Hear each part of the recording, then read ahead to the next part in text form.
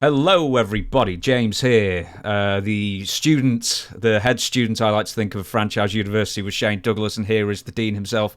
And it actually is a Dean Douglas kind of thing. Should we not say dean? Who's that? It's the franchise. Yeah, it's I've only got 6 PhDs, so I'm really not at the dean's level just yet. Close. I'm working on that 7th one though. I'm glad that because that actually is going to be coming up very, very soon. But you are the dean of Franchise University. We can at least say that. yes. As I say, we don't have I do 4 minutes of plugs with the Dutch show, but for here we've got none. So we're just going to just plug straight through, and nice. We'll do our best. And we were talking about In Your House 3, the pay-per-view. This was your pay-per-view debut as Dean Douglas. And to start off this show, we are talking about your match with Razor Ramon, that I know for a fact that you've got a lot of things you want to say about the match specifically. Before we do, a couple of bits. Backstage segment, Henry O. Godwin and Ted DiBiase are doing this, the 900 line, and Ted DiBiase still covered in crap from the slot bucket, which was fun to see. And then WrestleMania 11. I'm sorry to jump in, No. but there was something on that call. They got the split screen, right? And Ted's rambling. He's on the right side of the screen. He's like talking about the finish, and you see Mark Canterbury, Henry O. Godwin, goes like this, which tells you they're sitting right next to each other with a split screen. And I said to Chris, "Did you catch that?" Yeah. I'm just staring the at little Ted. things that trained I catch. Yeah, you catch it. WrestleMania 11, the special, airs on Fox next Saturday. I don't think they do this very often, but it gets a 3.8 rating, making it the most watched wrestling show of the year, at least up to that point. Now, here's the fun stuff. Mr. Bob Backlund turns up. Do not exacerbate me. Where is your lexicon? All these words that he knows how to pronounce but doesn't quite know how to put into a sentence. And which makes it great. Yeah, it makes it even better. It's fantastic. They're just like, do not exacerbate me, which, in fairness, is the right place to put that word. Right. But I actually wrote this, where's your lexicon? And then he just goes, yeah! He just adds a yeah at the end of it. Fantastic. He calls the audience plebeians and stupid, etc. Then Bob introduces the administrator and criticizer, who disciplines his students from the University of Knowledge, Dean Douglas. And you walk to the ringside saying words to the audience like failure, before a VT rolls of Razor smacking you backstage. I think this was from SummerSlam, where you were at the chalkboard, and then there's where he goes. I remember that vividly. I had the videotape, and it looked like he absolutely clumped you with that punch. Yeah. Well, it was funny. We had gone through this little dance there. Excuse me. Where one night we walked in, I was being very careful in our matches, careful not to be ECW, right? Because in ECW we laid our stuff in fairly solid. Like if I was hitting Pitbull 2, I wasn't hitting him as hard as I possibly could hit him, but I was hitting him with probably 60% live round. There's a famous picture of me hitting him, and the picture was taken right as my fist is hitting his forehead. And there's fans standing around. Their faces are all, you see the sweat popping off, but you can see his skin like recoiling from the punch. And when I went to WWF, I didn't want to bring it up there and all of a sudden get tagged with he's stiff, because what one guy in ECW thought was like the way we did it, somebody else going, I'm doing that here. So he came into the dressing room one night, and Scott made it a point to say, I guess to try to embarrass me, said, hey, Dean, we're every bit as tough as you guys in ECW. You don't have to pull your shit with me. Go ahead and lay it in. Okay, noted. Next night we went and I laid it in like I would be in ECW.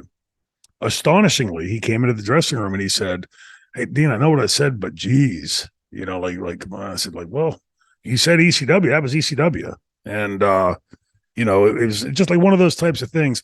The odd part about all of this to me was in just a few short years before, Razor was in, like with Johnny Ace and I were together, Razor was in WCW's The Diamond Stud, traveled with us almost every loop. Got along great, no issues whatsoever. And also prior to this, in 90, been in WWF, and Marty, Shawn, Dustin, and I would all hang together. We were sort of the clique then. Clique in the sense of being a group that hung around with each other, not the shit the clique would later pull. So when I'm watching this, and there were several things, and I'll point out during as we're talking about the match, the fans over the years have heard me say stuff like lead assing me, throwing the timing off. And my God, a bunch of this stuff jumped out at me last night watching the match. And I'd have Chris rewind it and say, okay, right here, watch for this. Oh, yeah, I see it. And then watch this. Just little things that really glaringly, for me, the trained eye, it just screamed out off the screen. But then even for someone like Chris, who's just a fan of wrestling, watching it and then playing back and going, oh, okay, I see what you're saying. You know, it's really glaring, and other things, but we'll get to that in a second. There was in that B-roll that you're talking about at the very outset, where he, I want to hit this microphone. That's something on my shirt. But he, they also B-rolled when he was wrestling X-Pac, I think, and it was from Canton, Ohio, and I run down, climb the top rope, and do the splash and roll out. I remember it incredibly well because I had been in street clothes all day and had to take my wrestling. I drove over like a 2-hour drive from my house, so I didn't have my wrestling gear with me. I just brought Dean Douglas street clothes. And when I ran down the ringside and climbed up and dove off, one thing about the WWF ring is it's stiff, right? Because it's got these giants in it. When I come off, I had no knee pads on underneath. And so when I hit, and I got to then scurry out of it, so the referee doesn't catch me, right? And if you watch me hit the floor, I do this like sort of like dance, I fucked my knees up and hurt like hell to run. And I thought after that, I put knee pads on, dumbass, if you got to do something like that. But those are the things that jumped out at me. So let's go ahead and get into the match. Let's get rolling with where you. Just before we do, there's one thing, because you get on the microphone briefly, and this one jumped out at me. Twice you say, instead of wrestler, WWF superstar. Now, is this a directive that Vince had told you to say, avoid the word wrestler? So even back in 95, you were told certain words not to say. Yeah, well, we were superstars. You know, we weren't wrestlers. We were WWF superstars, which I would later throw up to Vince when the whole pay dispute thing came up. You know, the 6,400. I said, you want me to go out and talk and brag about and dress like a WWF superstar, and then pay me $6,800 or $6,400 over 4 months? There's something incongruous here. You know, one of these things doesn't belong here. And but yeah, and as I watched it last night, in my head I had sort of sanitized a lot of that out. The promo itself tells me that if it weren't word for word written for me, it was things that I know that either Vince or Vince Russo or somebody wanted that character to say, because the fans have seen enough of my promos. I don't talk like that. You know, he's going to fail his test, and this ring is my classroom, and those types of things, which ironically was in one of the first promos I did. In my entire career, even now, I'm used to looking into a camera lens, and just sort of this nondescript lens. You're not looking at anybody, and I walk into the promo room. That those booths set up. And I see, looking back at me, this big television screen of me, which, makes you know, okay, which way do I look better? Which one, my hair's messed up on that side, so I'll turn, any boogers hanging out of my nose? Is my teeth all clean? You become very self-conscious because of that. And they give me the countdown. I disappear. Screen is black. And as I get ready to start the promo, all of a sudden, words start coming up. I went, whoa, what's that? And I remember the first line. It was, Razor Ramon, you're nothing but a street thug.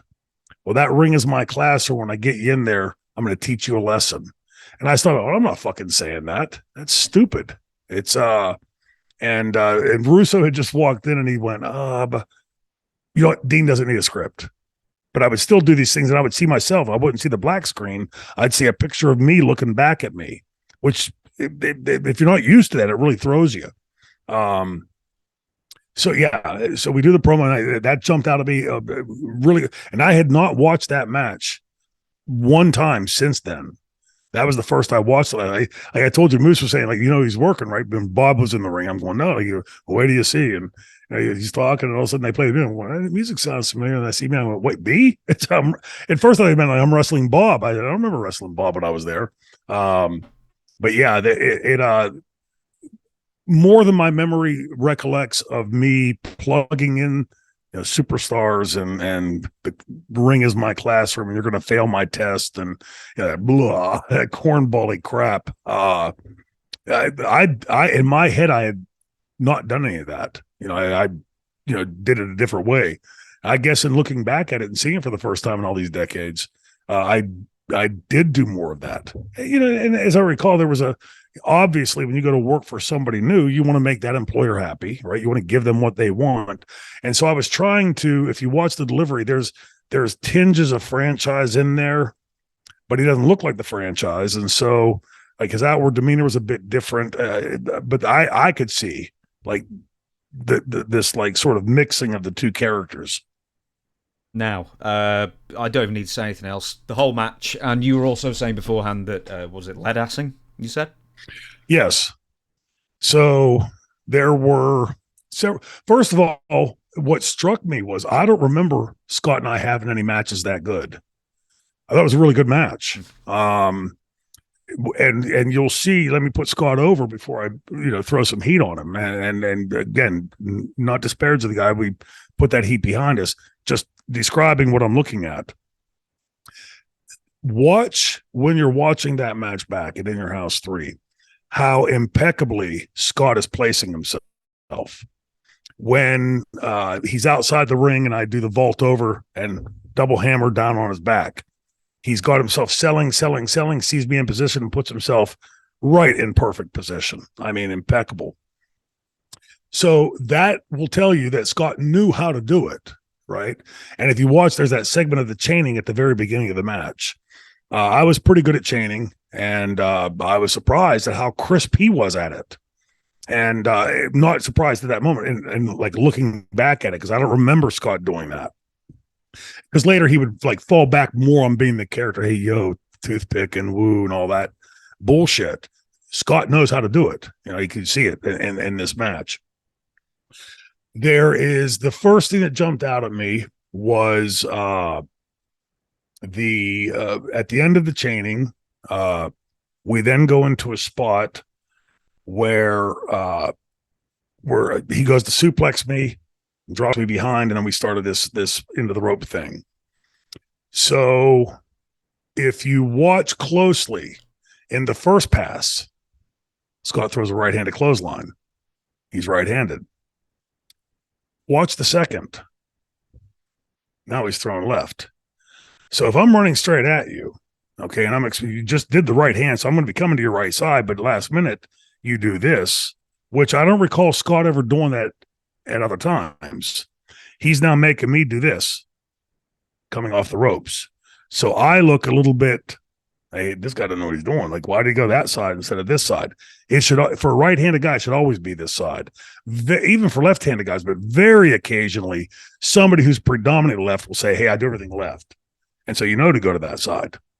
That was the first thing that jumped out at me. There was the second thing was on the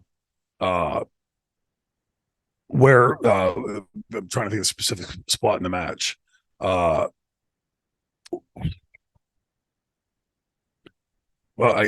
it'll pop in my head as to where it was in the match, but there's we're on the floor. So as we've fought out to the floor, and the first time I pick him up for a slam on the floor, right? Bobby's drawing the ref, and watch his plant foot.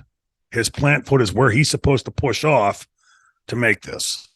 And Scott's a big guy, 265, 270. He's a big man and long.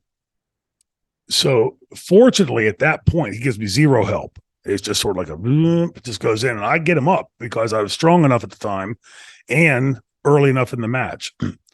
No help whatsoever. Later in the match, however, we end up on that same side of the floor, and I pick him up to run him into the post.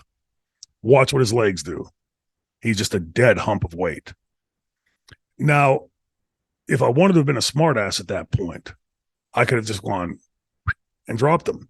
Let him fall on his shoulder, let him fall on his neck, whatever.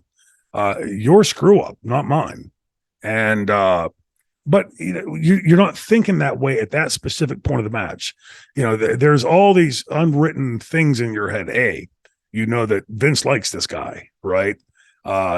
B, Vince is putting you over in this match, and you clearly setting up some kind of an angle here. And so this is the time that both of you want to be on your best. You want to show like, hey, we can deliver for the crowd. And I think we did deliver in this match. There was nothing about that match that I watched that I went, yeah. I think it really, the finish of it, the run-in with Pac, the storyline they were playing that I'm trying to weasel this wedge between these two friends, which is what a guy like that would do. I thought a lot of it was impressive. I was far more impressed. I don't recall in my memory Scott and I having anywhere near that good of a match. It always seemed like pulling teeth to me. But after watching it last night, I was like, whoa, like, see, Scott is showing he can go. Watch the chaining segment, watch his positioning, watch when Pac comes out and the way he pushes him and everything. You don't look at any of that and go, yeah, it looks phony, right? Everything look crisp. The stuff where he's got me in the arm bar, watch his positioning of his hands, leaning on the shoulder. Perfectly done, perfectly executed. I couldn't give a poor grade to that. But then start smacking the head. Now people go, I wouldn't take that. Well, that's his character. That's what his character would do, which is why I gave it back to him a little bit later. Like, I'm okay. You wanted to punk me, and I'm going to punk you back. When you see Scott leave, and you can see Eddie ain't happy. And again, it just perplexes the hell out of me. Not that anybody wants to say, well, losing a match doesn't matter. Losing a match to a debuting guy, like you had said earlier, right? This, if you don't want to do this angle, go to Vince and say, I don't like the guy. I don't want to work with him. I don't think he's very good. Whatever your argument is. I'm guessing that the way he had Vince's ear, that there'd be more than probably a receptive audience. But I think that he realized that we could go, we could do this. And that was my biggest takeaway, was even in spite of those things that I pointed out, and there were others less obvious, but for the fans watching it, the first slam on the floor, no help. The second slam, which was a back run into the apron, into the post, zero help. And then the clothesline right, the clothesline left. Forcing the guy running to do sort of this, I'm in a zigzag here. And each of those things sort of makes me look like I don't know what I'm doing. And to me, that is even more of a testament to Scott's ability, because if you're going to do all this stuff, you're intentionally doing it, and he's wise enough to know that it ain't making him look bad. Like, there's no fan in the audience going, hey, why did you just throw a left-handed clothesline? But to the seasoned eye, you look at it and go, okay, well, right, then left. No sense. And Chris then asked me, he said, like, is it always? I said, yes, unless you're working with somebody that's just over the top left, like predominant left. Then they'll typically say to you, hey, James, I do everything left, right? So like to shoot to that side. I've never seen anybody do one and then the other. So just those strange oddities that stuck out of me. Reading between those lines as a trained eye, you can see that Scott really does know what he's doing. And I think if you look at the later incarnations of Razor Ramon, not doing those things, falling back on the, hey, less effort, I don't have to do as much, I can do this in the fingers and the toothpick and get over. I was telling Moose last night, I tell people this all the time, when people would say, hey, let's go out there and take it easy, the fact of the matter is, the truth of it is, I didn't have but one speed. I didn't know how to go out there and be 11/10ths the franchise or 9/10ths the franchise. I knew how to go out there and do it. But he showed, like, in all those things, good and bad, that he knew exactly what he was doing. And what really stuck out to me was his positioning. And in the entirety of the match, he's in the right place at every time. It would be interesting because you wrestle Razor Ramon once again in the next In Your House a month later, so it'd be interesting to have a juxtaposition of those two matches at some point and see what he's doing in that match compared to the other match. And as you said before, we'll get off this very quickly, but you wrestled Razor, Scott Hall, dozens of times probably in your short tenure with the WWF. So what changed? What changed from the match that in your house to the later matches? There was an overt attempt starting in Montreal to get me into the clique. And, anybody that's ever known me on the road, like, obviously you have guys you're friendlier with or whatever. But like, there was never a time on the road that I ever said, okay, these are my only friends in the dressing room. I can't talk to any of the other guys. I just, I'm a weirdo that way. I just like to float around and talk to people, and, just it breaks the monotony of being, in that dressing room like that, because it could get awfully long. It was during that time we were making the train. We were going from Montreal, me, Just Incredible, and who was the man of war then, Portuguese man of war, Candido and Tammy. So we flew in, rented a car, and the four of us driving. They had this long drive after to, I think, Sault Ste. Marie, which is on the other side of Lake Michigan. It's a long drive. But at the building that night in Montreal, when we first walked in, when you walked in the old Montreal Molson Center, you walked in, there was a long sloping curved walkway that went sort of down around. There were two dressing rooms off there. So I went to walk in one of them, and Shawn grabbed my coat or whatever and said, no, you dress with us. And they dressed all the way at the bottom past the Zamboni machine for the Canadiens. The Montreal Canadiens dressing room was on the other side of the Zamboni machine. So we walk in there, and it was, they were all there. Shawn Michaels, Sean Waltman, Triple H, Kevin, and Scott. Well, when we first walk in, it's me, Kevin, and Shawn. And so I put my bag down and start getting it open, and they start this in front of me. Shawn asking, he was supposed to work with, Kevin was supposed to work as champion. Kevin was the champion, working with Lafitte, Pierre, the pirate. And he had been, Carl Oulet, his real name. Carl had been working his butt off. Montreal had slowly been dropping. The building was now about typically half full. And he had gone, they advertised this match, local guy from Montreal working the world champion. And he had gone up and done all these radio interviews and newspaper interviews and appearances, and had gotten the house up a bit, like about 10, 15% up. Kevin said to, again, everything I'm saying is what I heard these two say. I have no idea what Vince did or didn't say because he wasn't in the building that night. But Kevin said, well, Vince wants some kind of a hot finish so we can do a return. And Shawn said, fuck that. When you worked with the champion, did you put him over clean? He goes, well, yeah, but. He goes, no buts. And he kept pantomiming it, like the jackknife, and then 1, 2, 3. He kept counting out. And, finally, Kevin, like, sort of like relented. But to Kevin's credit, you could see him trying to say, like, no, that's not what Vince wants. And just Shawn's like, hey, fuck that, whatever he wants. So he goes to walk out after he finally convinces Kevin to do this. And Carl comes walking in. As Shawn's pulling the door open, Carl's walking in.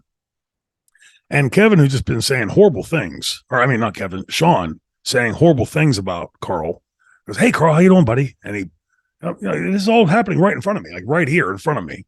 And he walks out. I mean, well, that was strange because he was just talking shit on him a second ago.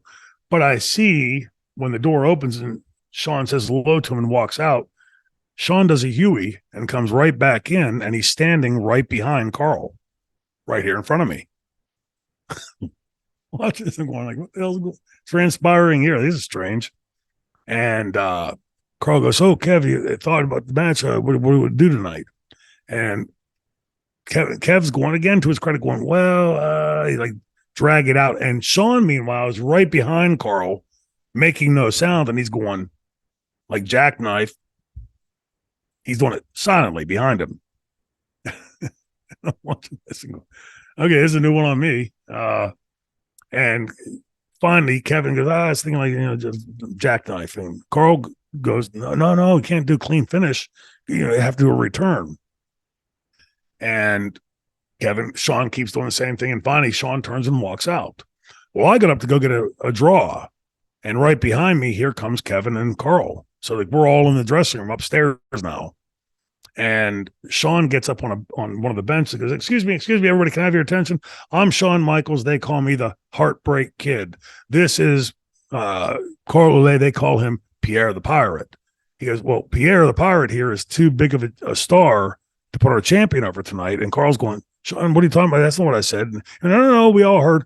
And now they start like, Carl can take care of himself, tough kid. And he starts like going after someone. Of course, everybody's pulling him apart and everything. It's just this bizarre thing going on. Like I'd never seen in a dressing room before. So we get back to the hotel that night after the show. And as I recall the match, I remember hearing that the match was like pulling teeth. We get back to the Days Inn at the Montreal airport. Justin and I are staying in the very first room off the desk. I mean, I could probably almost touch the front desk from my door. And Chris and Tammy were in the very next room. So as we're walking into the rooms, the Clique comes walking in behind us. And one of them taps me in the back and said, hey, we ordered pizza and beer. We're down in room whatever. So I go in and get my shower, throw myself away, and I go down to the room. Again, these guys are my buddies at this point. I had no reason to be leery of Kevin or Scott or I didn't really know Triple H too much at the time, and I really didn't know X-Pac at the time, other than like who they were and stuff, of course. But I walk into the room. Kevin was laying on the bed all stretched out. And everybody else was sort of just like hanging around the room. And Shawn says to me, hey, did you see what happened in the building tonight? I said, yeah. He goes, what'd you think of that? I said, well, I can see his point. If you beat him clean, you can't do a return. And Shawn said, see, I told you everybody, Shane understands the business. Then he turned to me and he said, but you have to understand, Shane, things are different here. Things work differently here. I went like gravity falls up. I said, like, what do you mean different? He goes, I joked around about it. Now they start all like trying to figure out how they're going to screw Carl for doing what the owner of the company wanted. And they keep getting stiffer and stiffer. Kevin finally picked the phone up and he said, fuck it, I'm just going to call Vince and tell him to fire him. And to this day, I cannot remember which one did which, but either Shawn went over and hung the phone up or Scott did. And they said, no, wait, let's think about this for a bit. And now they start like really getting vicious. Let's do this to him. Let's do that to him. Let's do this to him. And I'm just watching, taking this all in. And I'm not sure, are these guys being serious? Are they pulling my leg? Like I'd never seen this anywhere in wrestling. And I certainly never saw it from these guys before when I hung with them. And finally, whichever one didn't hang the phone up said, I got it. Let's have Vince starve him for the next 3 years. And I remember thinking like it was like I was watching a woman being raped or something. Like this was disgusting to me. And I almost wanted to go down the room and take another shower. Like it was just smarmy as could be. And that's where I think things started transitioning when they saw that I wasn't going to be this willing compadre that just went along with their stuff. And, the whole few weeks later when they do the next In Your House, that whole weekend was now this is post in this interim time. Shawn gets jumped by like 175 Marines or something at the bar. We're in Germany at the time. We had already known when I left for Germany. I knew Vince had already told me and Shawn what he wanted in the match. He wanted me over, and then WrestleMania for the world title to be Chin Music. Me, Vince, and Shawn were to fly in like Tuesday of that week to work on something really spectacular. So I got back from Germany like Thursday or Friday night. The next day I get a phone. The first night I'm home, I get a phone call from Davey Boy. And, Davey was also like a gremlin, like to stir the pot. And he said, hey, just want to let you know, while you were gone, Shawn's been telling everybody in the dressing room he's going to embarrass you on the pay-per-view. Well, I knew what he was doing. I just didn't know the reason, if he made it up or if it was legit. And I said back to him, I'd like to see him try. I'll stretch his ass on that pay-per-view. And that was the end of the conversation. The next day, I get a phone call from J.J. Dillon saying, hey, Vince doesn't need you and Shawn in on Tuesday now. He'll just see you when you get to this weekend. And I said, why? I mean, something happened? He goes, well, no, Shawn's had a relapse of his concussion. I said, how did he get hit in the head again? Because remember, this is the time of my medical school training, right? How did he get hit in the head? He goes, why didn't he get hit in the head again? He just had a relapse. So I've had the phone call with Davey. Less than 24 hours later, I get a phone call from JJ changing all this. And I'm like, oh, okay, I can see what's going on. Well, I can't do anything to change it, right? So I just flew in. Jim Cornette and I flew in on the last flight the night before the pay-per-view. And I was rooming with Dustin. He'd already checked into the room. So I got up and I'm unpacking my bag. And there's a note on my bed. It said, we're all waiting for you in the bar. So I got done unpacking. I go down to the bar, and bar was, as I recall, packed with people and sort of dim in there. And I see two hands going like this over the crowd. So I look and I see it's Razor waving me over. Now, by this time, he and I were already doing this. So I thought, okay, that's strange.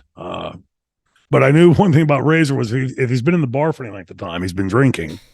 And if he's been drinking, he's going to stooge something off. You know, he'll blab. So I went over and he was saving a chair for me. And he goes, hey, I just wanted to, slurring his words, just wanted to tell you, congratulations. I said, congratulations for what? He goes, well, you didn't hear from me, but you're getting the belt tomorrow. Okay, now freeze there. The only people that should be aware of this match and what the finish of this match is are Shawn, me, and Vince. So I'm wondering, why is he even telling me this? You know, so I said, well, okay, well, we'll see what's going to happen or whatever. At that moment, I didn't know if he knew that Shawn wasn't performing or did. I mean, in hindsight, I'm guessing he did. And so now I've not seen Shawn since we've been in Germany, and we had this whole battalion of Marines beat him up. And so when I pulled into the back of the building, Shawn pulls in right next to me, literally at the same exact time. So I'm expecting to see somebody beat to hell, right? I mean, like, you've been beaten up by that many people, like a week or so, you're going to still be showing some signs of it. He gets out of the car fresh as a daisy. And as we're walking in, I was talking to him about, I say, I had a tough time in Rochester, blah, blah, blah. And we get to the dressing room entrance, and the makeup girls are across the hall. I go left into the dressing room, and Shawn goes right into the makeup room. About a half hour, 45 minutes later, whatever it was, I get on to get a coffee, and Shawn comes out of the makeup room at the exact same time. Now they've got him all made up, right? He's got the bruise on his face. He's got a contact lens in there. I remember making a joke of saying something like, man, those makeup girls must be tough, huh? And laughing at it. And I go down to get my coffee. I then get called to Vince's office, which was the local, I think it was Regina hockey team. Every town has their own pro, semi-pro team. Went down, knocked on the door. He told me to come in. I opened the door, and it's almost pitch black in there. I don't know if you've been in the locker room like that when they turn the lights off. There's always like one security light that stays on. So this is like very dimly lit room. And Vince is sitting at a card table right under that light bulb. So we sit down, and this is my first time talking to Vince since being told that Shawn's not performing. He's had a relapse of his concussion. We don't need to be coming Tuesday. This is my first time seeing Vince. So he starts telling me about how great my promos are and what a great heel I am and blah, blah, blah. And then somehow he blurted out, but it's never I think. It's we here in the World Wrestling Federation believe. And what he said was that the fans should always go home happy. We in the World Wrestling Federation believe the fans should always go home happy. And I said, to my honest opinion, I said, I would disagree with that. He goes, really? Why? I said, well, as a heel that's drawn a lot of money, sending people home pissed off, and seeing the fervor the next time from them and their buddies that they brought with them, I said, I believe there's ample evidence to sending the fans home pissed off once in a while. And, he agrees to disagree, and, and he made points back the other way. And he said, he's like in hindsight, it was like he was buttering me up, like to throw some pile of shit onto my plate. And I said to him, Vince, let me stop you there. I said, here's my philosophy on the business. You sign my check. So you tell me what you want. Now, I would hope that after this many years of being in the business, if I give you a countervailing view, that you would listen to it. You may or may not agree with it. But if you tell me, no, I appreciate that, but I want it this way, my answer to you is going to be, okay, you sign my check. And he goes, well, I appreciate that. And he said, so tonight, I want you to go to the ring and I want you to cut one of those scathing promos you do. It's okay. And at that point, Shawn's going to come out in his street clothes. He went, okay, because I have no idea what we're doing at this point. Like, how are we going to get through this, right? And he said, and at that point, Gorilla Monsoon's going to force him to relinquish the title and give you the title. And I went, oh, my exact words, oh my fucking God, please don't do that. He went, what? Why? I said, Vince, I've heard every wrestling champion growing up and since I've been in the business say, you'd have to pry this belt from my cold, dead hands. Or until I get a bump on that, then I'll just hand it over to you. I said, I'm sure you can do a chin music. Have him super kick me while I'm doing the promo and cover me 1, 2, 3. Do the match when the match could be done properly. Because I appreciate that we're committed to this. And now we're sitting here at this point for about 35, 45 minutes talking, me and him alone in this room. And he goes, I want you to grab that belt and you hold it to your chest like it's the most covetous item you've ever held in your life. Because then at that point, so we're in this dimly lit room. I'm looking at Vince and I'm going, what the fuck's he doing with his arm? So I look at his shoulder. He keeps his arm out there. So down to his elbow, down to his wrist, down to his fingertips. I'm thinking, why does he hold his arm like this? And I keep looking, and 10 feet to my right, Scott Hall is sitting in one of the lockers in the darkened room. I looked at Vince. I said, what kind of fucking game are you playing here, Vince? He goes, oh, no game. And at that point, Razor's going to come out and Razor's going to beat you for the belt. And I went, oh. And so you don't see that the fans will be smart enough to see and realize this is a babyface to babyface belt drop. It's going to damage Scott. And it's not going to be very welcoming to Shawn, who claims to be, the heartbreak kid. Then he's going to give his friend the belt until I can get back. It's horrible, Vince. But I'll do whatever you want. He said, we'll do whatever finish you want to do in it. I said, there's only one thing that makes sense. I said, as he's pinning me, on the 2 count, I slide my leg under the bottom rope, which would then break technically the count. Now, as a heel, I can get up and say, Scott Hall's a cheater, blah, blah, blah, blah, blah, keep my heat. He goes, great, we'll do that. So we go out, we do it exactly as laid out. And if you watch, saying it this way, it sounds like I'm putting myself over, but exactly on the 2 count, my leg slides under the bottom rope. Except the announcers don't even comment on it, right? And so I thought, okay, lesson learned. You got me, you won't get me twice. And, it just started like what the precipitating factor was in it, I don't know, but I know it started around the time of the Montreal thing. And, quite frankly, I've never been one for screwing any of the guys, especially for wanting to do exactly what the boss said to do. So I'm sure that was like the initiation of it. But then, these guys, and it wasn't just me. Like, everybody thinks, like, okay, well, we can just point the finger here. There was a lot of that going around. I had later seen Ahmed Johnson a couple years ago, I think last year at an independent show in California. And he told me right after I left, they turned on him. There were a lot of people in the dressing room they were doing this to. Now, at what point you got to say to Vince, like, okay, Vince, so either you're fine with this stuff happening, you're bringing a guy like me in, allegedly telling me you got $1 million wrapped up in the launch of this character. But then pissed whenever I stand up for myself and say, I'm not going to keep doing this. I can't afford to keep doing this for $6,400. It just seemed, all of it in hindsight seems strange. And, I think that more like when I hear different facets of the story, I talk about different facets, I can see clear as day, this was done intentionally. And then there's other times I think, well, maybe it was just sort of something that just sort of happened and just sort of morphed into that. But take a few steps back to get the more macro view. Look at the promos that I was laying down on ECW, hammering WWF and WCW, challenging their champions to shoots, and getting it over. ECW was getting over, was building at this point. So to me, it makes far more sense for the conspiracy theory that Vince did this intentionally. He gets the mouthpiece of ECW away from ECW and shut up in this monotone voice, talking like this, boring as fuck. And then pulling shit like that in the ring. I was aware of it when Scott was doing it in the ring. I was aware of it when Shawn was doing it in the ring. And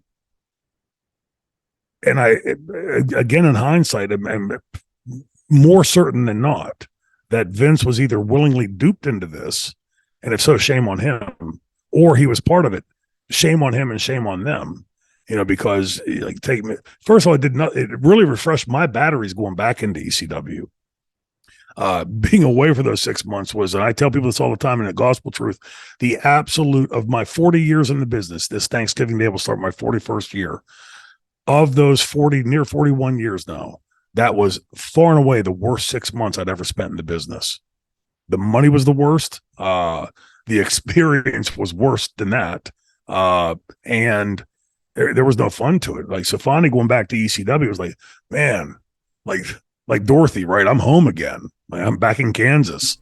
And it was comfortable. It was fun. It was exhilarating.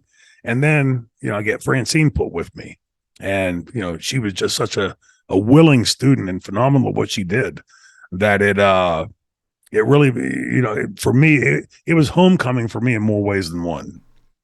I want to pick up on something you said in the PCO portion of what you were saying, and it's just more of a clarification of exactly what starving somebody means. Does that mean booking them every night but having them lose in the opener, or does it mean booking them minimally and getting them less money? Either or. Use my example. If you're working me 28 days a month, and over 28 times 4 would be what, 112? Is that right? And paying me $6,400, that's starving my family. I can't pay my bills with that. Or you can sit me at home and not make anything. It could be either or. And I think right after this is when he got pushed down to Ohio Valley, and obviously making far less money. Ohio Valley wasn't a thing. Well, I'm not sure it was open in '95. Actually, I'm trying to think where PCO ended up going. He stayed with the WWF until November. It seems like a lot of people left in November, and then the next thing he does is show up in WCW about 10 months later. So goodness knows he may have even gone back to Canada. I actually have the Wrestling Observer report from the Montreal. Montreal, the other Montreal, the '95 PCO one. A plastic bottle just fell off the windowsill. That was weird. Okay, so I'm just going to rattle through this because it's a full page. McMahon and Pierre, so there's phone conversations and stuff like that, and your favourite Tony Gurria sticking his Uter in the whole thing as well. But 50-minute conversations, then McMahon and Pierre agreed to a double count out. Diesel was really mad about this, made worse because Shawn Michaels was riling him up about it, saying that Pierre should be fired. There's always been heat between Michaels and Pierre to begin with, because Michaels isn't well liked in the WWF dressing room, and if people try and defend Michaels by pointing out his work rate, the response usually is that Pierre can do anything that Shawn can, apparently, even though he doesn't have Shawn's charisma. Pierre said that he'd do a job for Diesel anywhere else except his hometown. But that didn't quell hostilities, and there were lots of bitterness when they went to the ring, although both were professional about it in the ring and actually had a good match. The other surprise is that Diesel was cheered by about 60% of the crowd in French-Canadian Montreal. Pierre did a Liger dive onto Diesel on the floor, and both were counted out.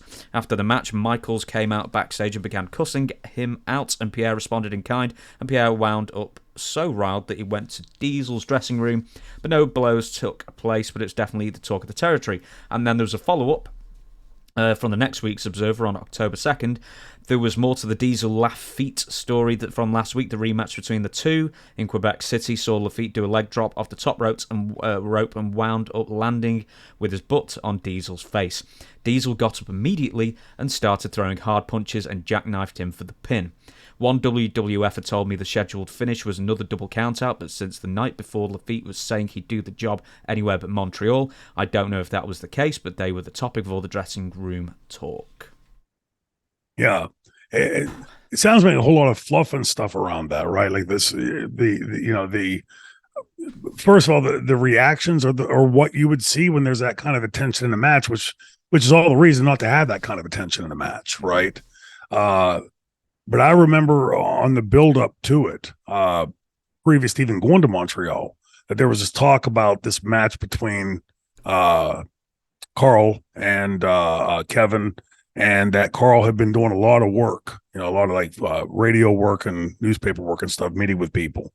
And I heard Shawn and Kevin say right in front of me, well, this is what Vince wants, and we'll fuck with what Vince wants. This is what we're going to do.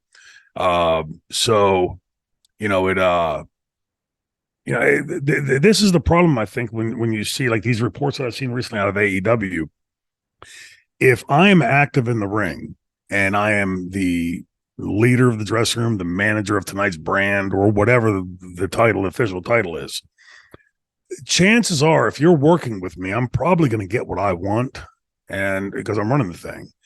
And it's just an obvious, glaring conflict of interest. And with it, like, I would make the quick suggestion and get back to the point. With the tensions that we've already seen in AEW in the last 6 to 12 months, I would suggest that probably not a good idea to add to that fervor and cause even further problems. And, so like back to WWF, the same thing. It doesn't matter if it's today or if it's 30 years ago. You've got a lot of people that you're trying to sell tickets to in a metropolitan area. What's the best way to do that, especially if the town's going this way and, the attendance is dropping, which means the green is dropping. I would make the argument that Vince's initial call was exactly right on that. And you have the hometown guy that's, working his way up in the company and well-known in Montreal, and then does all this, favor work and gets the house up somewhat. And then this becomes this boondoggle somehow between Decision and Showtime. It's no better way to take the pro out of pro wrestling than that. I mean, it just it just really seems like it. And again, like this cancer, like we now have the luxury of time and looking back. This wasn't something that happened here or there. This was something that was happening consistently and throughout the dressing room. And, you'd have to ask Vince. I mean, as amazing a performer as Shawn is, as much panache as the Clique had, you're spending a lot of money bringing a lot of other guys in here. Do you want this to all be a temporary thing? And sooner or later, I'm guessing most of these guys are going to, hey, fuck it, I'll just go here and do this instead. You're either in control of your team or you're not.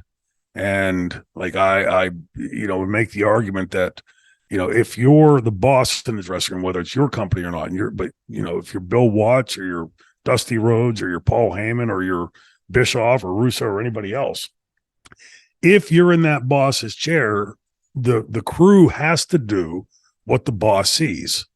And it took me a long time to figure this out. Like Dusty, there's the infamous story from New Orleans College, from the University of New Orleans, UNO, where Dusty came in, and it was decided, this is when they were merging the NWA and UWF together. Well, they were going to cut a bunch of the UWF guys, right? And Eddie had met with us earlier in the day and told us this is what they're planning, because he had been on the booking committee. This is what they're planning, and this is how they're going to do it. I've already spoken to Memphis, and they'll take all of us in one swoop. So the plan was made, and ironically, just show you the difference in the business, Eddie had 2 meetings that day, one with heels and one with baby faces, to keep it kayfabe. And we all got to the building, and there was this palpable tension. And Eddie called us into the room, and into the locker room, and he said, "Okay, is everybody ready? I'll go get Dusty." And he leaves, and he's gone for about 5-10 minutes. And he comes back and he opens the door and he walks in, and Dusty comes right in behind him. And you got to give Dust credit on this. He takes one step into the room and looks around and realizes and goes, "Eddie, can I talk to you for a minute?" And he calls him back out of the room for like 15, 20 minutes. And they come back and he goes, "We're working tonight." But like that kind of tension that was in there, there's no need for any of that. There's nobody in that dressing room. Well, maybe a few might get some booba faces, but you're not going to have an uprising if you come in and say, okay, Shane, tonight you're losing to, and Dr. Death tonight you're losing to, and Sting tonight you're losing to. Nobody's going to go, well, I ain't doing that. I mean, this is what we do, right? So, that tension that night at UNO was as unnecessary as the tension was at the building in Montreal. And I think it's a bad testament to the way Vince did or didn't run his companies, leaving the inmates in control. We will go through some of the segments because we sort of jumped about a bit. So during the match between you and Razor, there's a backstage segment where Yokozuna and Mabel are trying to be talked into teaming up in the main event. But the problem is that they didn't count them in time, so just Mabel and Yokozuna are just looking off camera, and then you can obviously hear someone go, all right, go, and then they mean mug each other while corners. I just wanted to make mention of that because that's really funny. Yes. 1, 2, 3 kid stuff we can save for another time. There's backstage segments in your House 4 advert, then Doc Hendricks dressed as Shawn Michaels is flogging Shawn's glasses and leather cap. And I must say, if anyone wore this leather cap other than Shawn Michaels, it's a bit tangoing at the Blue Oyster Bar. Do you know what I mean? That was definitely my take on it. Yeah. Looking at it, hey, and for that privilege, $25 plus $3.95 shipping, and you do get a nondescript video cassette with that as well. Where are we going to go? We've got Jean-Pierre Lafitte versus Bret Hart. It's a shame because we're sort of going to mostly skip over this because just time constraints, really. But it's probably the best match on the card. Really hard hitting, and I think it's a testament to Bret, who in 1995, this was sort of his wilderness year as like a singles main eventer because he's feuding with the likes of, with all due respect to them, PCO, Carl Willett, Isaac Yankem, Jerry Lawler, Hakushi. None of these, as great as Jerry Lawler is, none of these are main event names. And at the end of the year, he becomes WWF champion again, and then somehow he manages to lose every match pretty much en route to losing clean to Shawn Michaels at WrestleMania 12. Now, as much as I want to talk about the match, we'll have to mostly skip it. I'm going to ask you one question about Bret, and this has been a criticism leveled at Bret. And keep in mind that Bret's like maybe my second favorite wrestler of all time. Bret always took his foot off the gas. So he's been accused when it came to house shows. But when it was TV or pay-per-view, that's when he'd really turn it on. Is that a criticism that's fair to direct to Bret? On house shows, it was there especially wasn't so much that, like, unlike other places before where you'd sit in the dressing room and like it was, Watts expected you to watch the show, to learn. It wasn't so much so there. Like to me, the recollections of the WWF, WWE locker room was, pretty much just sort of do what you're going to do, and you'll be over here. We're not going out for 3 more matches, and it was more nonchalant. So I can honestly say I don't ever recall watching a Bret match for the ones that I did where I'd see him being half-assing it. I'm sure you could probably find that from any of us at any particular point. The thing I noticed about the match with Bret and Carl was, like you said, the best on the card. But Bret is, again, I think there was a little bit of sloppiness on Carl's part, which I think was built into that character too. Like he should be a bit more haphazard.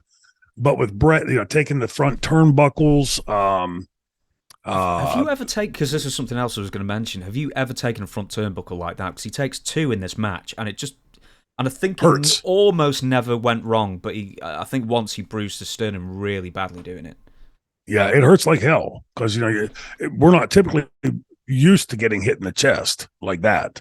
And when you go in, you have to understand like the physics of it. So you're going into a corner, it's basically like this. And, Bret's this wide. So you're going in there, your arms are going to be hitting the ropes. And I did catch last night how Bret did it, because a lot of people that do it will go in and they'll slow down and they'll sort of like do the slap up under. He went into it hard. And had to take that on his chest. The reason there's a lot of danger to that, because with theoretically the heart punch is supposed to make your heart quiver for a second so you pass out and I can pin you. In reality, that's a shoot. If you get hit just exactly right in the sternum, look at the guy in the NFL football game last year, right? I forget his name offhand. But he took that shot and he's down and technically died on the field for a few seconds. Had they not had the defibrillator there, that guy would have been dead. This is something else that also happens in car wrecks quite often. The driver gets hit in the chest hard from the steering wheel and the heart begins to quiver. It's not like the heart gets hit and just stops, right? It gets hit and it's trying to figure itself out and it's doing this instead of boom, boom, boom, boom. Well, you're on your way to dying. It's just a matter of time at that point. So it's a really risky move to do, especially the way Bret did it. It's like those things that you think you look back on now and you're like, man, I used to do that. Because there's, somebody, it might have been Funk or somebody else told me at one time, each of us has a bump tank. You have so many gallons in it. When that tank is empty, there's no gas station to go refill it. So make those bumps count when you're going to take those things. So like that said, obviously any of us working in the business is going to throw something a little more into, like, when the cameras are on and rolling than say you would in a house show.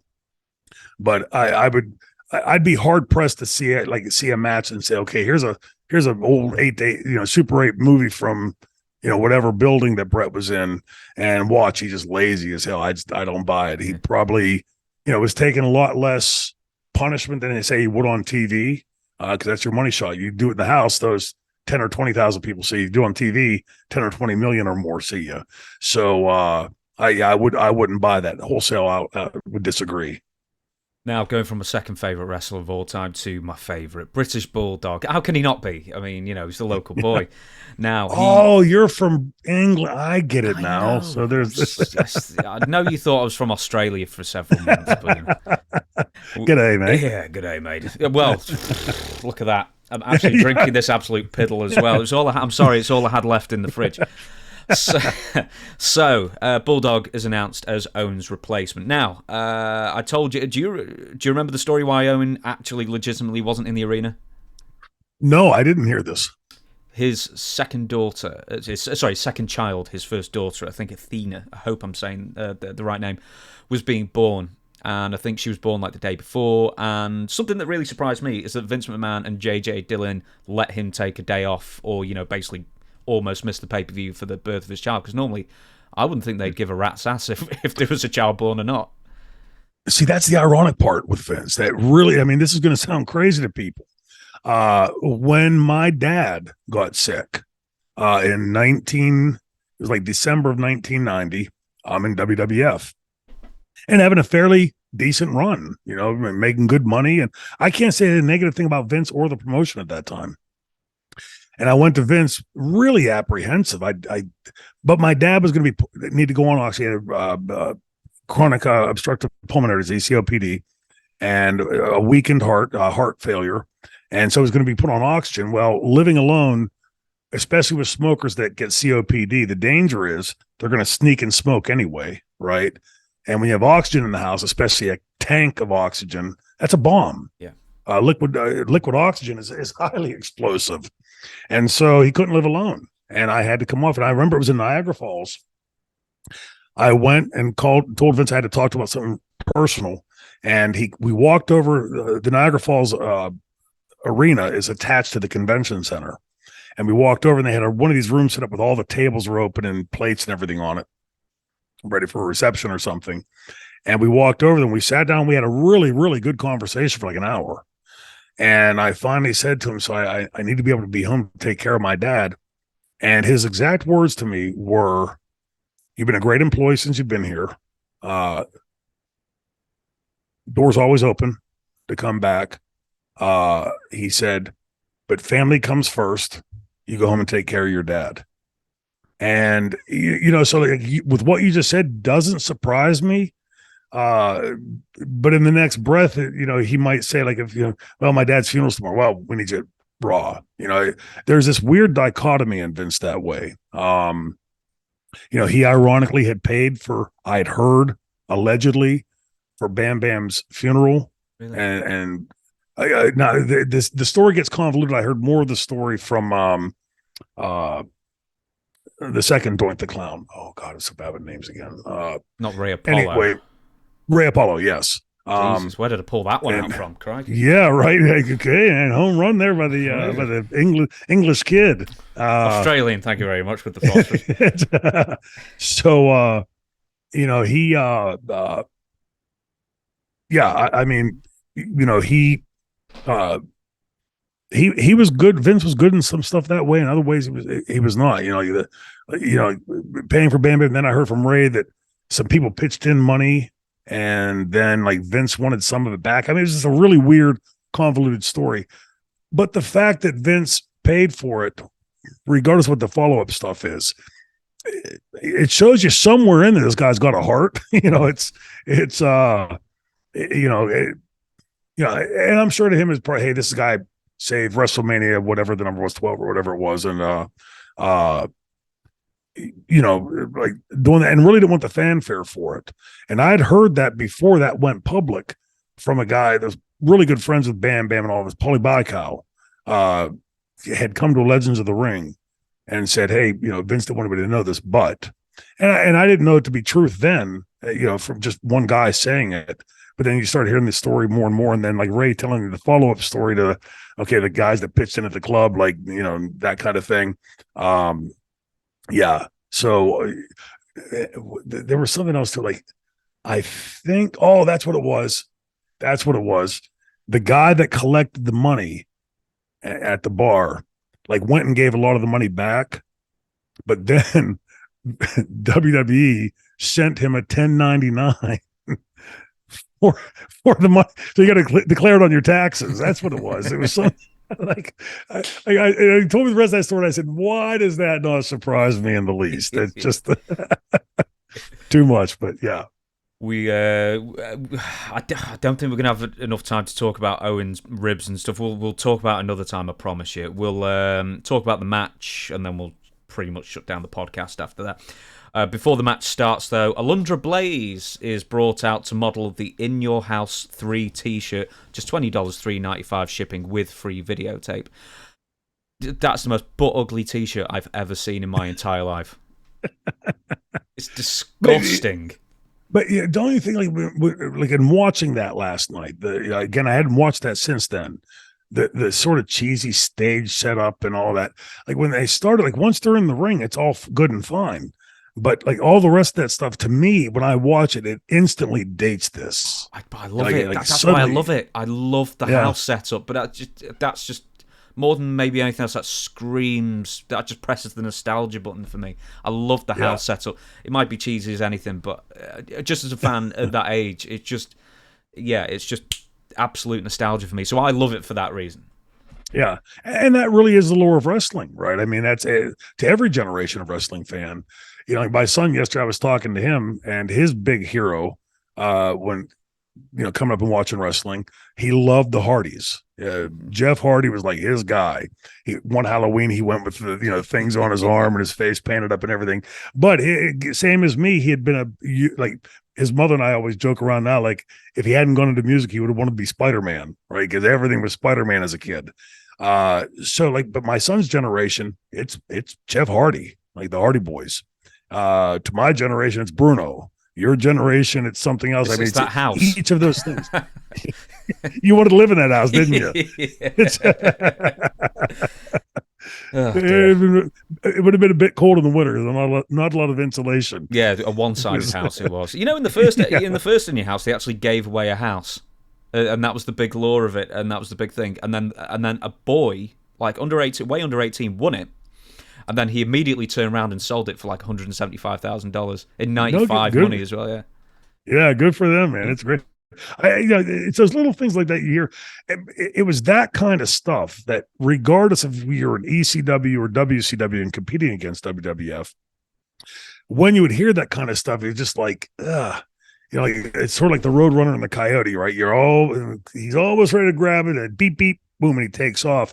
Vince, again, pains me to say, but he had a vision of something that I don't think would have permeated anywhere in the business at that time. You know, the guy like the Dominics and the Brunos and those guys that were in the business coming in, and who would come in and say, I'm getting rid of all these guys, going to bring in all these other guys and make them deans and goons and all this other stuff.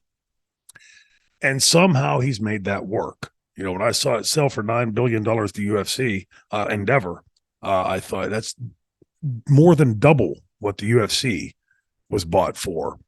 And I'm still interested to see how it works, because I just, you know, I look at my kids, how much fervor they have for UFC. They love it. It's like they transcended, I should say, from professional wrestling into UFC. And so when I'll call my son, it's, hey, Dad, you see on this fight, it's going to be this guy. So usually I see it, but I'm not like, I love when I watch it, but I don't know this person from that person because I don't get a chance to watch it enough. But Moose, the same thing. So we'll be in the card. He and Moose will talk about it. And it's the same kind of passion that I had about wrestling as a kid that you have about wrestling now, that Chris has about wrestling.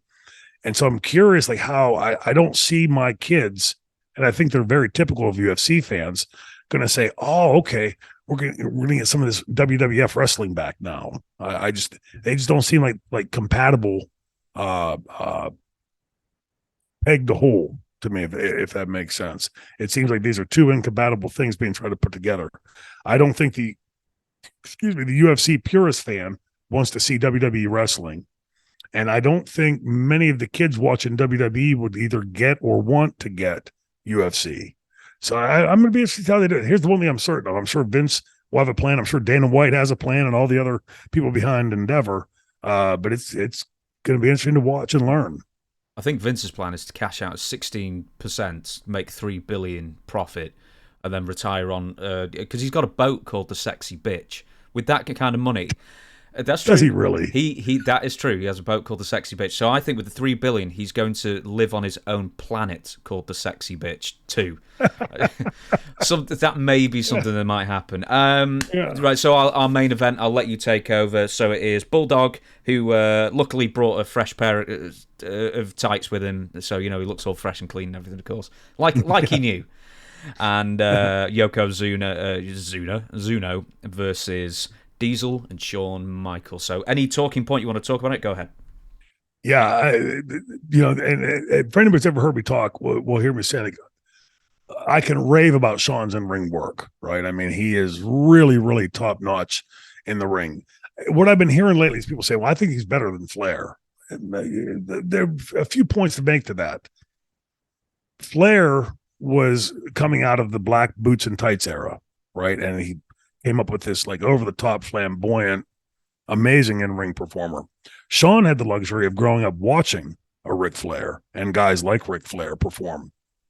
So he had a bit of an up, not detracting one bit from what Shawn can do in the ring. There's the one spot in the ring where Shawn starts making the flurry. I think he does a flying burrito off the one side, comes up and goes to hit something again. Then he gets backdropped, and he comes up and he spins around and turns right into the clothesline from Bulldog. Again, that ring positioning to me is something that, as crazy as it sounds, you'd be surprised at how few guys can always have themselves in that right place.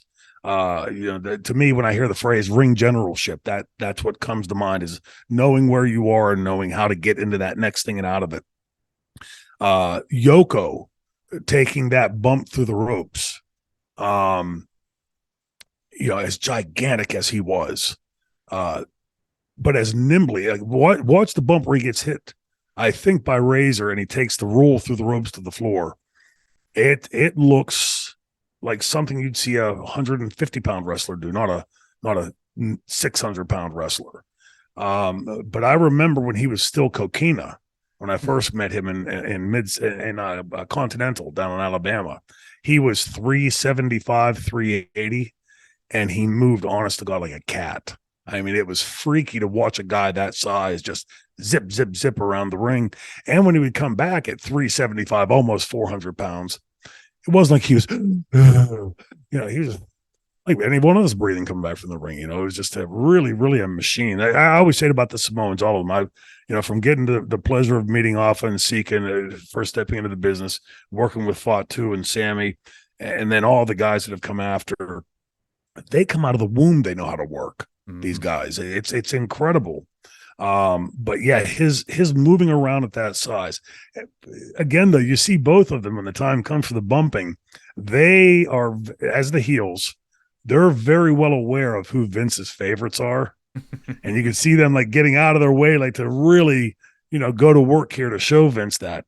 But again, that's what we do, right? It's if you think you can do something to shine up the guy that Vince loves, of course that's going to be beneficial for you, especially once you've just gotten your heat and everything. The other thing that Shawn does in the match that really impresses me, as almost trite as this sounds, is when they win the match, Shawn goes in and it looks so legitimate to me. Like he's excited. He's jumping up and down. And I mean, you watch that and go, okay, like, see, this is the other side. Like someone will go, hey, it doesn't look very cool. Maybe I should like do it this way or do it. You can just see Shawn is just going with it, and for the kid in me that still loves watching wrestling, when I see a guy like him perform, I can very easily separate my experiences with him, good and bad, and become that Mark watching him and go like, jeez, damn, he's good. It's but like I told Moose last night, that to me is the epitaph. And I don't intend it to sound this way. I mean that in every semblance of this, every syllable in that sentence. Shawn is a phenomenal in-ring performer. That said, it always struck me as odd that there were two things about Shawn that struck me. The first one was after this click thing was that he clearly didn't have enough faith in his own ability, that he resorted to becoming this uber politician, like more political than Ric Flair. But that he was also always running in his head this imaginary, I'm better than Flair, and like I can honestly say I never measured myself to anybody in the business. If anything, I think I look at those guys that came before me, all those guys I always talk about, the Brunos and the Hardys and the Dominics and so many of these guys, I think like Piper and Steamboat and these guys like on a different plateau. Like, man, they're at the mountaintop up there. These guys, because they're just so incredible to watch and effortless. And when you see them making the effort, and Shawn does that, Shawn gets in and really makes it look effortless. Kevin, by this time, because now this is after we had seen him, like when Ricky and I were together in WCW, he was they had him in the wizard hat and what was that gimmick? Oz. Yeah, Oz. Then they had him he was Master Blaster, then he was Oz, and then he was Vinny Vegas. So yeah, yes. Triumvirate of clown gimmicks, yeah. Yeah, and just he always looked a bit awkward in the ring in WCW. In the UWF, somebody got into him. I don't know if it was like being around Shawn or Vince or somebody got to him, and he covers up his weaknesses very well. I was never big on the way he throws punches, but when you're 7 foot tall and like throwing down to most people, not the easiest thing to do. But in any other promotion, you would say, okay, yeah, but like you'd see a cap to that. But somehow in the WWF, it worked. Like Moose had pointed out last night, when you go and look and think of like what Vince did, every star he took from WCW, he sort of like knocked down the rung. Terry Taylor became the Red Rooster, Pat Patterson.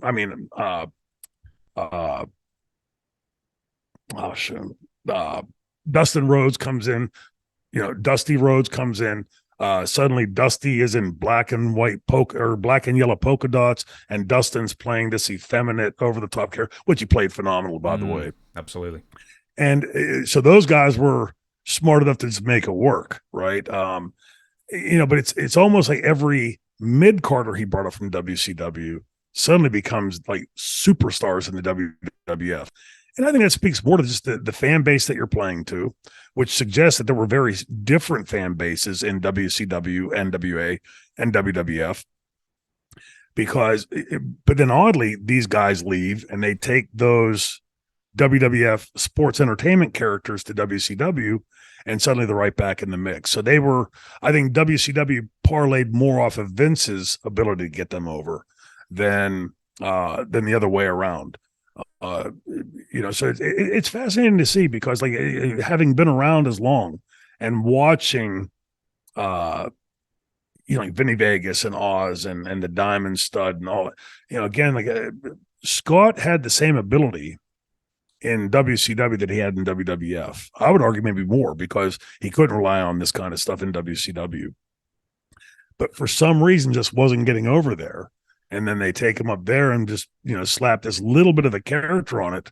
And, it's for me, I didn't even think he especially played the character well. Like, the hey yo and the fake. It didn't sound at all Latino to me. It just seemed like almost like a wink, wink. We're going to make fun of this type of thing. And yet it got over there, I think, because you're playing to a lot of kids. For the wrestling fans that were still watching WWF, you could see, like in my match with Razor on the Senior House 3, he can do it. He can go. He knows how to get the stuff done. Would later just decide he's going to take the easier route to that. And there was one thing that popped out at me during the match, like right at the end, after the whole pushing and shoving thing with X-Pac. Somebody right behind the announcers holding up a sign, Dean Douglas is in your house or in my house or something like that. There was a sign over there and I thought if Scott saw that, he would have become a boo-boo face real fast. He didn't like when in Germany, like when they were like people were holding out Willkommen to Deutschland, the franchise Dean Douglas, and oh boo, they're all cheering me. I'm like, dude, like, come on, this is the fun of our business. Do you know, I'm going to add one more thing to the Razor Ramon thing. Then we're going to do the end of this match, and then we'll shut the podcast down. With Razor Ramon, I don't know if you know about this character, because obviously it's based on Scarface, and it had like just dozens of vignettes. In one of the vignettes, if you listen very, very carefully, it says that Razor claims that he owns a golf course. Really? Yes, very, very. Just in one of them, he's talking about how much he owns, and then I'm sure at some point he says, oh, I own a golf course and boats and cars and stuff like that. I'm just like, that's the oddest sort of fact about the Razor Ramon character. Anyway, thought you'd. Yeah. I just thought I'd throw that in. So, at the end of the match, lots of fun. Bulldog and Yoko land on each other, leading to the finish, which sees Owen Hart, who legitimately, as we say, wasn't actually in the arena until very, very late on, in his gear, full gear, turns up, ruins it for everybody, gets pinned immediately, and then Heartbreak Kid, Shawn Michaels, and Diesel win the tag titles at 15:42. The problem is the next day, Gorilla Monsoon reverses the decision. Now, and this will mean absolutely nothing to you, but because it's a reversal of the decision, but in the record books, Shawn and Diesel are still recognised as tag team champions for less than 1 day, which means that adds to the tally of titles that Shawn Michaels does not lose cleanly to, or in fact, to anyone. He's stripped yet again of another belt. So I thought you'd like that fact as well. It's sort of a modern twist on the Dusty finish. And I thought this would just be nice to sort of just end the show on. Explain the Dusty finish to us. Why it's called the Dusty finish and how overused did it get in the end? Oh, it was ubiquitous. The Dusty finish is I've got two top stars wrestling each other. It could be they hate this character, they love that character, whatever, but these are two major guys, and we obviously can't make the decision of if we beat the heel, he might not draw. If we beat the babyface, he might not be over. So we're going to do some kind of, if somebody's running in, somebody's interfering, there's a slip on a banana peel, just this sort of non-finish. It's a finish, but it's not a finish. So if you watch towards the end of Dusty's booking time in the NWA at this time, as soon as the match gets to the point where the activity starts to pick up and a pace a bit, the fans are sensing that it's going home. Watch what half the audience or more does. Here's the ring. The fans will go, stand up and turn their head. Who's coming in? Who's running in? That's the telltale that this was incredibly overdone. That you'd conditioned the fans like Pavlov's dogs to, the pace has picked up a bit. It's been 10, 12, 15 minutes, so somebody must be coming. And it just, in the business vernacular, it means like, to me, the inability for the booker to say, I'm going to put my eggs in this basket or that basket. And so we just sort of do this sort of wishy-washy thing that, to me, takes both of them down. There's no elevation coming off of it. It's what's considered like the safer bet. And, I think in wrestling, sometimes safer bet isn't always the best bet. Now, the post-main event, I won't ask you any more questions, don't worry. I'm just going to go a bit of preamble, then we'll shut down. Goldust defeats Bob Holly in 12-11. Apparently, in the house show run-up to his debut on TV, Goldust wouldn't get that much reaction until he took the wig off, and then everyone realised it was Dustin Rhodes, and then he'd get a big reaction. Ahmed Johnson defeats Skip with Sonny. I'm not even sure Ahmed had debuted on TV at this point in 5:30. Undertaker with Paul Bearer defeats King Mabel and Surmo at 7:04. The next day, as I say before, Gorilla Monsoon reverses the decision. Marty Jannetty. This is all in the follow-up, after the pay-per-view. Marty Jannetty re-debuts with the company after last being seen in early 1994. I asked a question about, do you remember why he was fired the previous time? But it was in 94, so I doubt it. But he is the most fired man in WWF history, with either 8 or 9 times fired. Amazing. Really? Yes. Someone actually on the internet actually did the count up and every reason why. It's very interesting. The Bulldog and Dieselwood feud leading to that awful match at In Your House 4. And I say that as Bulldog's my favourite. Even as a kid, that was a stinkeroonie of a match. Everyone hated it. I say that, it was dog shit. 1, 2, 3 Kid and Razor wrestle each other, with Razor beating him over and over again. 1, 2, 3 Kid turns heel and eventually joins with Ted DiBiase. Mabel manages to break Undertaker's eye socket, necessitating Taker to wear that Phantom of the Opera mask for a few months. And you and King Mabel were fined $7,500 each, kayfabe of course, for interfering in a Raw main event. And the last thing I've said here, which is one of my favourite facts about WWF at this period, Jerry Lawler was suspended above the ring in a cage during a Bret Hart versus Isaac Yankem match, and during that match, Lawler suffered a nosebleed, marking the first time since WrestleMania 8 in 1992 that blood appeared on WWF television. There you go. How about that? Wow, that's... I don't know what shocks me more, that somebody took the time to figure that out, to tabulate that out. This is the first time.